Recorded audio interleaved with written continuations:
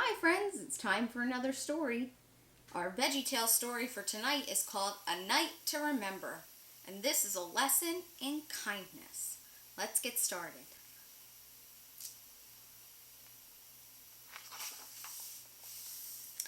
None of you should look out just for your own good. You should also look out for the good of others. Philippians 2:4. It was a night to remember in the kingdom of Scone. Hundreds of vegetables strolled into the castle courtyard to watch the annual tournament of pies. Excitement was in the air, and so was the sound of music. Bye bye, Miss Rhubarbarian Pie. Drive your vassal to the castle and bonk! A singing pea swung his mandolin to and fro and chuckled.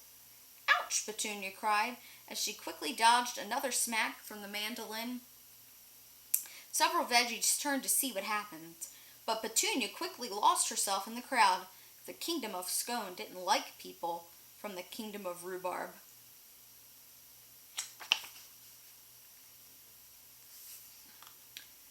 She hurried into the Tournament of Pies stadium and sat in the fair maiden section. Various knights were getting ready for the pie contest that required bravery, skill, and a variety of tasty, mouth-watering, delicious pies. The band played a little night music as the master of ceremonies announced the first contest. The first pie competition this evening is between the Silent Knight and the Nighty Knight. The crowd became quiet as the two knights hopped up on the table loaded with pies. When the queen stood and gave the signal, the pies flew. Coconut cream, chocolate, even peanut butter. Pies spattered against each knight's shield, but neither knight was creamed until, splat! The pumpkin pie sent the Nighty Knight home to bed. The crowd roared their approval, and the Silent Knight was silent no longer. I am the greatest, he boasted to the guy from the Nightly News. I will finish first before the day is over.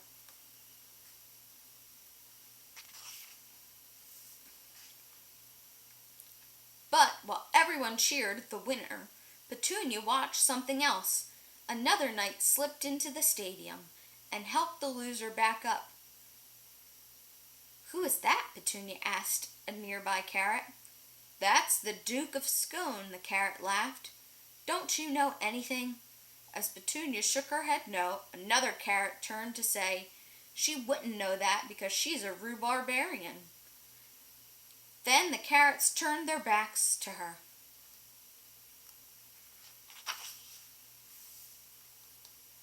The announcer once again stepped up to the microphone. The second pie contest of the day features that knight who always has a fever, the Saturday Knight. The crowd clapped and cheered. The Saturday Knight will face a knight who's known for always running behind, the Late Knight. As applause filled the stadium, everyone paused to look for him. But he was late, of course.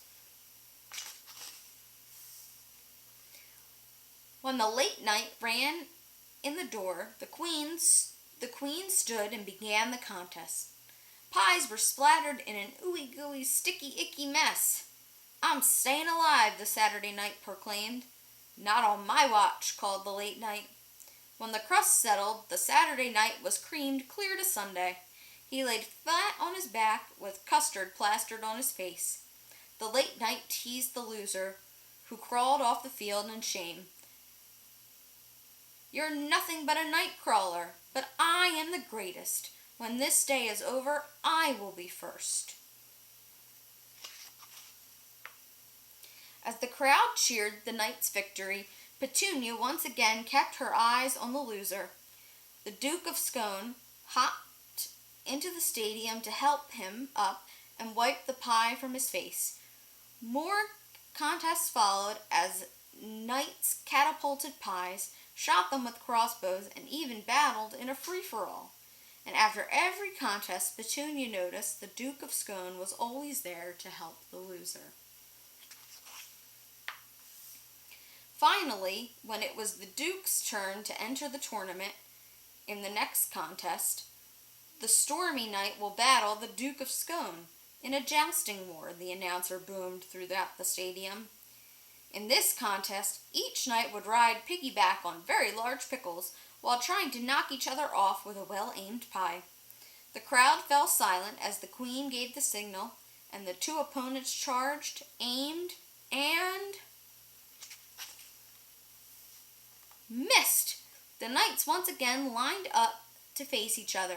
The Queen gave the signal, and each opponent charged again. As the knights raced towards each other, suddenly, "Mommy!" The sound of a little carrot could be heard from the crowd. The Duke tried to ignore it, but as he prepared his pie, "Mommy!" The Duke turned to see if he could spot the child, and as he did, kapow! He was creamed with a mincemeat pie. The Duke tumbled over. The crowd went wild as the Stormy Knight pranced into the winner's circle. "Need some night vision goggles?" the Stormy Knight teased the Duke. But the Duke paid no attention. He picked himself up and he headed into the crowd, trying to help the little carrot find his mother. By the end of the day, after thousands of pies had been hurled, it was time to name the champion. Traditionally, the Queen tossed a bouquet of flowers into the fair maidens of the stadium. The maiden who caught the flowers was allowed to choose the champion from all the winners.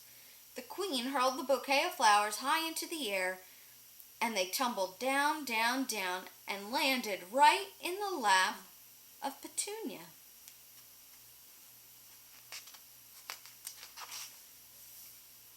The crowd gasped when they saw who caught the bouquet.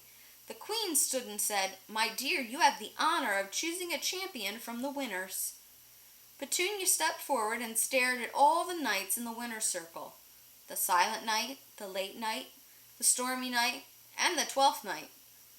One of the 3 Dog Knights and the Hard Day's Knight waited impatiently. "Pick me," they called. "I deserve to get first." After Petunia looked over them carefully, she took a deep breath.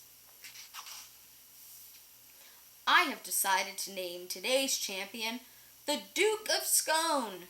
She draped the golden pie-shaped medal over the head of a very stunned cucumber. All at once, people started shouting, "You can't give the medal to a loser!" Petunia bravely stepped up to the microphone to address them. "The Duke should receive first place because he is the true champion. You see, today he was the only one who truly put others first. When someone lost, the Duke was always there to help the losers up. That's much more important than winning a contest.